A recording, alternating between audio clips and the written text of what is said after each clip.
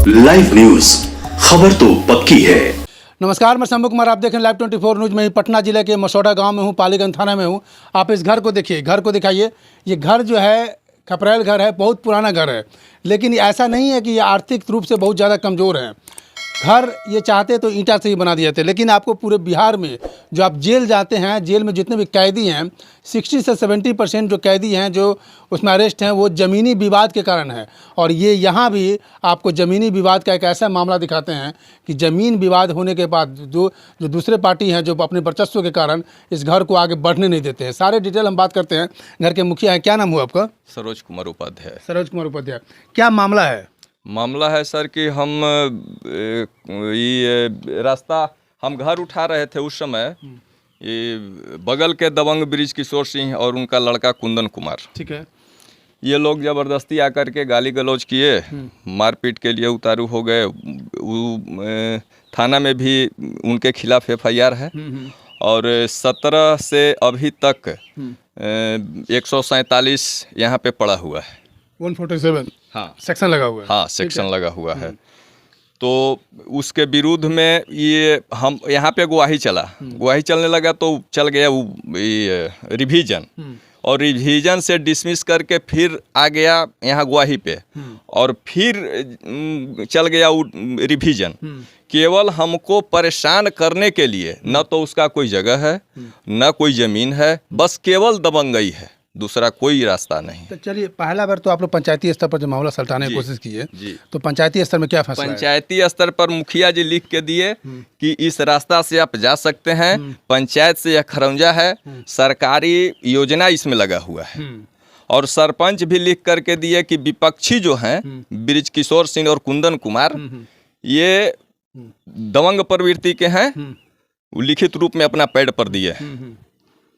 वो विपक्षी लिख के, मुखिया लिख के, सरपंच लिख के दिए, वो अपना पैड पर लिख के दिए हैं। लिख के दिए। आप कुछ भी कंस्ट्रक्शन शुरू करते हैं तो आकर रोकता है? हाँ, रोकता है, गाली गलौज करता है, मारपीट पर आमाद होता है। अभी हाल फिलहाल की स्थिति है सर, देख लीजिए, दोनों तरफ अमरूद का पेड़ है, और साल भर हम दौड़े हैं SDO साहब के भूमि विवाद जनता दरबार में, तो हमको आदेश मिला खपड़ा छवाने का। अच्छा, ठीक है। खपड़ा छवाने के बाद अभी की स्थिति देखिए कि पूरे लत्तर चढ़ा हुआ है, अमरूद का पेड़ मेरा खपड़ा बर्बाद कर रहा है।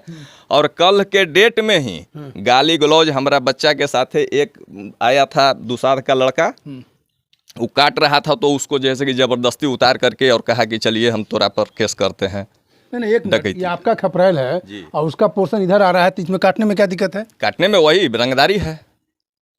SDO साहब के यहाँ हर बार होता है कि रंगदारी, थाना का रिपोर्ट रहता है सर कि ये रंगदारी कर रहा है, उसका कोई ज़मीन नहीं है, ये हर बार का रिपोर्ट है। जब जब जांच आया है, एक बार हमारे भाभी के साथ यहाँ पे गोईठा जैसे कि उखाड़ रही थी, तो भाभी के साथ जैसे कि हाथाबाही किया, हाथाबाही तक कर दिया। हाथाबाही किया। उसके तो इस जमीन पर अधिकार क्या दिखा रहा है? अधिकार झूठ, बस केवल दबंगई।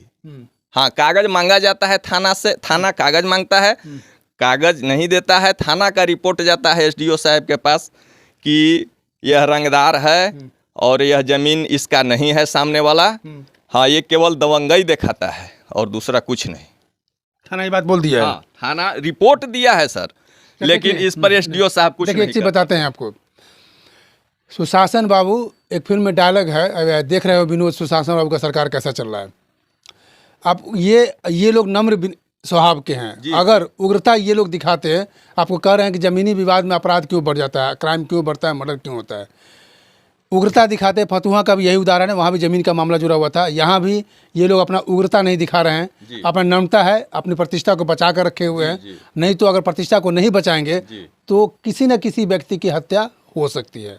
जब इनका अपना ज़मीन है और कोई दूसरा आदमी रंगदारी करके इनको रोके, तो इनका तो ये तो है कि इनके स्वभाव के कारण उस व्यक्ति की जान बची हुई है या इनका जान बचा हुआ है। लेकिन थाने के दखल देने के बाद भी सरपंच साफ साफ कह दिए कि ये लोग अपराधी प्रवृत्ति के लोग हैं, ये लोग दबंगता दिखाते हैं, ज़मीन इनका है। उसके बाद भी इनके ज़मीन पे रोक लगा कर रखे हुए। इसके अलावा इससे पहले कोई पुरानी रंजिश है क्या आप लोग का? नहीं सर, कुछ नहीं। कुछ नहीं। ये कब से ये घटना शुरू हुआ?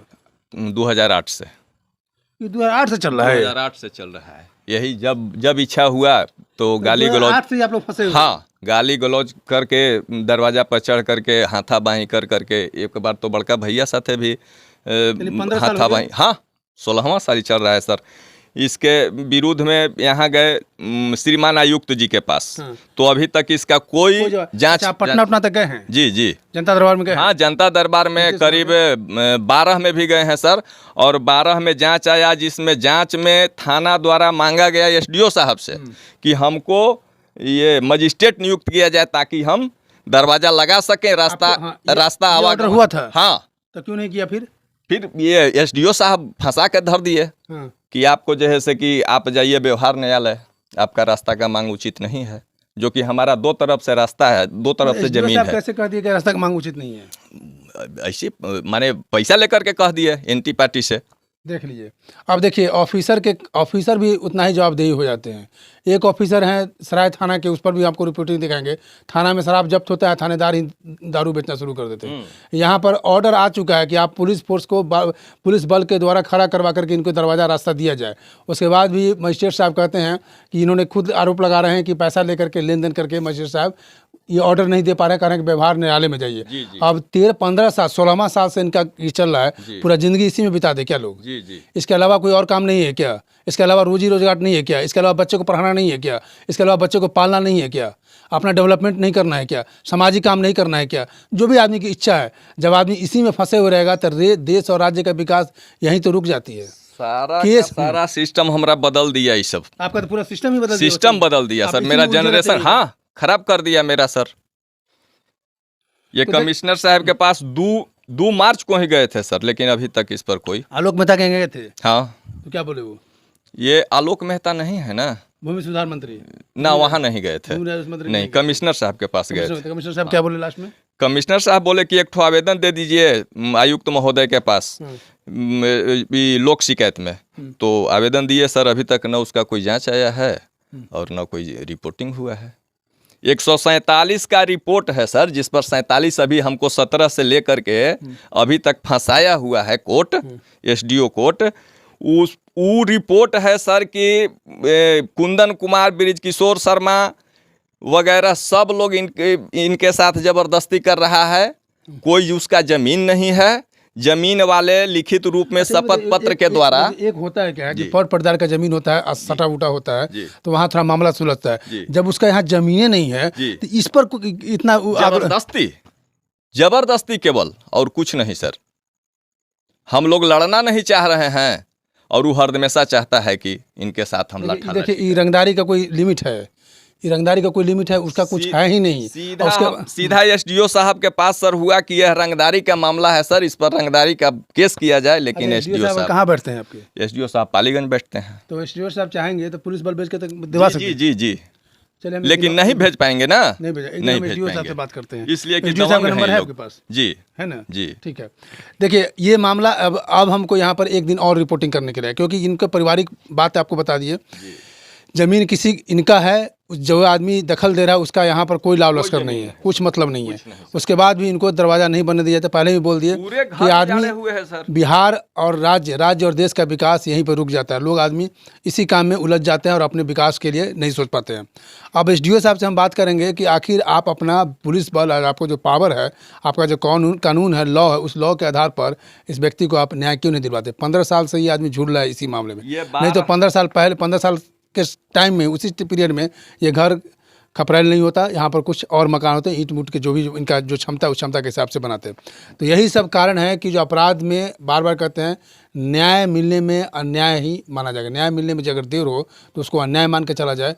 और ज़मीनी विवाद एक बहुत बड़ा मुद्दा है जो राज्य सरकार को, चीफ मिनिस्टर को या भू सुधार मंत्री है, उनको इस पर दखल देना होगा। हाई लेवल पर जाकर दखल, अगर ज़मीनी विवाद को आप मामला सलटा लेते हैं तो बिहार से क्राइम कम से कम 70% सीधे रिड्यूस हो जाएगा, 70% क्राइम नहीं होगा। तो ये आपको ग्राउंड रिपोर्टिंग दिखा रहे हैं। मसौदा जमीनी विवाद नहीं ना है सर, मेरे साथ कोई जमीनी विवाद है नहीं है, लेकिन केवल रंगदारी तो कहे आज जमीने को लेकर के रंगदारी विवाद है ये।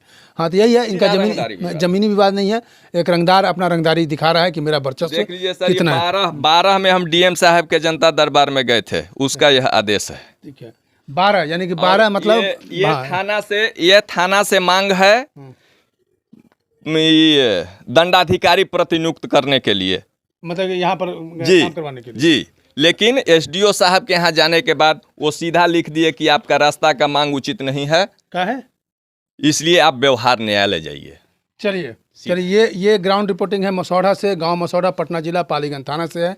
पटना जिला के आसपास जो आपको हम दिखा रहे हैं अभी तकरीबन 10-12 दिन से, ये रिपोर्टिंग क्राइम रिपोर्टिंग तो नहीं है, लेकिन क्राइम होने से कोई रोक भी नहीं सकता था, क्योंकि इनका व्यवहार, इनका संस्कार इनको क्राइम होने से रोक रहा है। लेकिन क्राइम तो रुक गया, लेकिन इनका विकास जो है, डेवलपमेंट जो है रुक गया वहीं पर। क्राइम रुका, अच्छी बात है, लेकिन इनका डेवलपमेंट जो है वहीं पर रुका हुआ है। और कोई व्यक्ति आस पड़ोस का आदमी रंगदारी करे, इन्हीं के ज़मीन पर इनका दखल दे, तो ये कहाँ का उचित है? ये सामाजिक स्तर पर भी मामला सलट जाना चाहिए था, कोर्ट जाने की ज़रूरत ही नहीं है। लेकिन आदमी का जो महत्वाकांक्षा, आदमी का जो मनोबल है, आदमी का जो इच्छा है, आदमी का जो लोभ प्रलोभन है, आदमी का जो एरोगेंसी है, एटीट्यूड है, वो एटीट्यूड में बिहार कैसे बर्बाद हो रहा है ये आप खुद देख रहे हैं। मैं शंभू कुमार, कैमरा जर्नलिस्ट राजेश के साथ, पटना। अगर मेरे चैनल को लाइक और सब्सक्राइब नहीं किए तो लाइक और सब्सक्राइब करें। Thank you so much. Live news, खबर तो पक्की है।